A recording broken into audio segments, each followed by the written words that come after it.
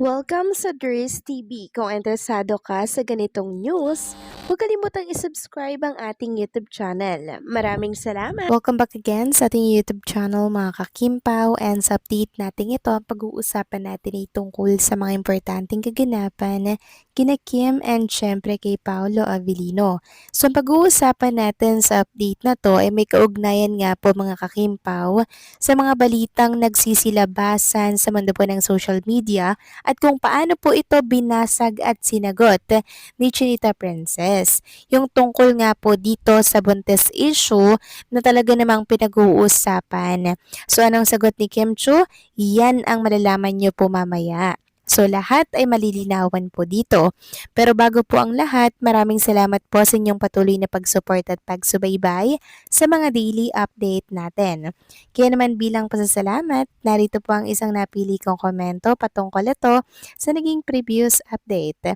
Mula po ito kay Ginang Annalyn Hiccup. Sabi nga ni Paulo, you beside me, kaya si Paulo ang tumutupad.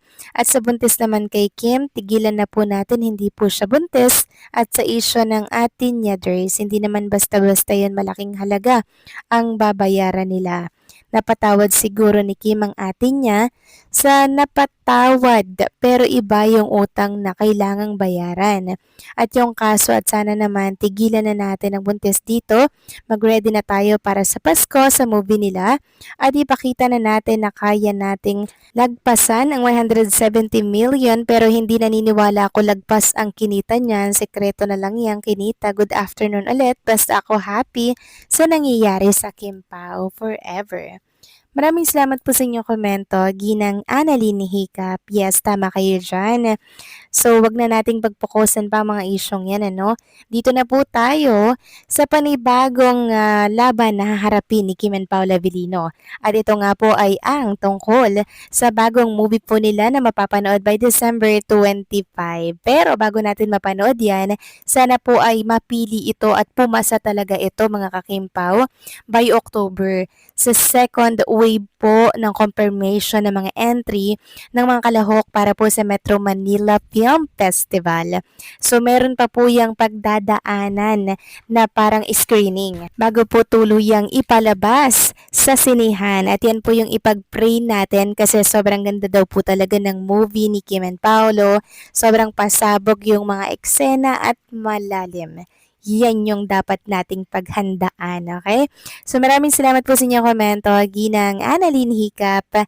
God bless po sa inyo and babuhay kayo. So eto na nga pag-usapan na natin mga kakimpa, mga topic na nakalap natin sa update na to. At unahin na nga natin nga pag-usapan ng tungkol dyan sa bagong movie nga ni Kim and Paolo Avellino na by December 25 ipapalabas. So ang buong detalye, hindi pa po yan talagang pinapublic dahil hindi pa daw yan pwedeng i-public mga kakimpaw. Kaya medyo pakonti-konti lang ang mga info na nakukuha po natin sa mga taga-ABS CBN. Kaya hopefully po ay makapasa nga po sa screening itong movie ni Kim and Paolo. For sure, matutuwa po ang lahat nito. Talagang yayanigin ang buong bansa. And for sure, lahat tayo sa sinihan po magpapasko. O, di ba? Ang saya lang mga kakimpaw. Kaya mag-ipon-ipon na tayo, okay? Samantalang pag-usapan naman natin ang tungkol naman po dito mga kakimpaw. So inilabas po ni Chinita Princess sa kanyang Instagram or sa kanyang public account. Ito po ay may kaugnayan mga kakimpaw sa mga isyong lumalaganap ngayon sa mundo po ng social media. Way ito ni Chinita Princess para po basagin at sagutin ang mga isyong buntis issue sa social media. Sobrang ano niya mga kakimpaw, no?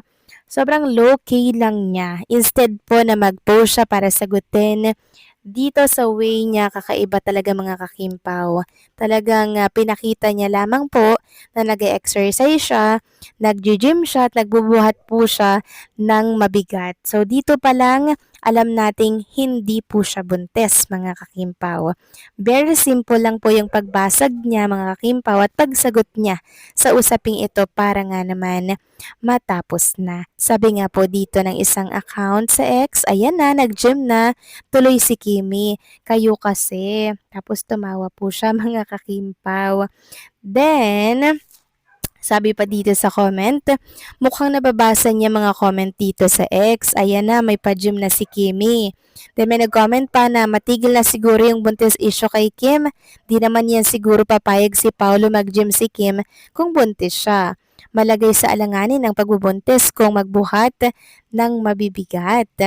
Tapos, sabi pa dito mga kakimpaw, the weight woman carry just because everyone think they're entitled to have an opinion about someone else's body. And I love the way she Loki ended rumors just by existing in her truth. You do you, queen. So, ganyan po magbasag si Junita Princess sa mga issue. Pinapakita niya na lamang po na hindi yun totoo sa pamamagitan nga po ng mga ginagawa niya, katulad po ng pag-gym. So, sabi ko naman sa inyo mga kakimpaw puso lang talaga yung nakita natin na yun dahil hindi po nakakapag-gym at nakakapag-running si Chinita Princess, 'di ba? So mukhang nahopya tayo dun mga kakimpaw, no? Kasi dito pa lang po sa pinost ni Chinita Princess, napakalinaw po ng ibig niyang sabihin dito. Hindi naman papayagan ni Paolo si Kim Chu na magbuhat-buhat po ng mabibigat na ganyan na barbell. Sobrang bigat niyan, siguro mga 50 yan, mga kakimpaw or 20, ganyan. Pero binubuhat ni Junita Princess. Meaning, talagang hindi po siya jaunties, mga kakimpaw. Pero wag tayong madismaya, no? At least, nakita po natin kung gaano magdiwang ang mga Kimpaw fans at kung paano po tayo maging masaya sa balitang yon mga kakimpaw. Kaya pag nangyari na, alam na po natin na talagang magdidiwang po ang buong bansa, worldwide na Kimpaw fans, talagang magdidiwang din po sa balitang yan.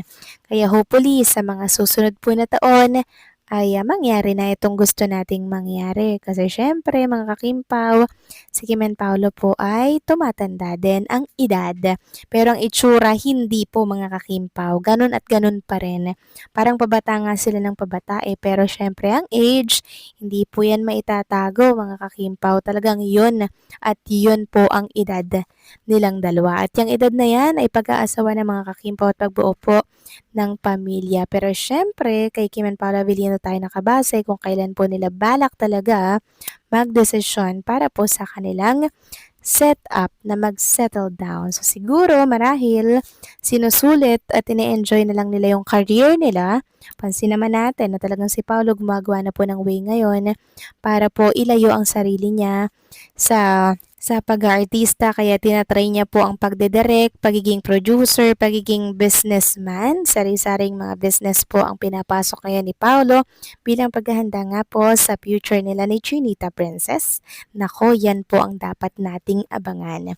So kayo ba mga kakimpaw, anong masasabi ninyo dito? Please comment down below.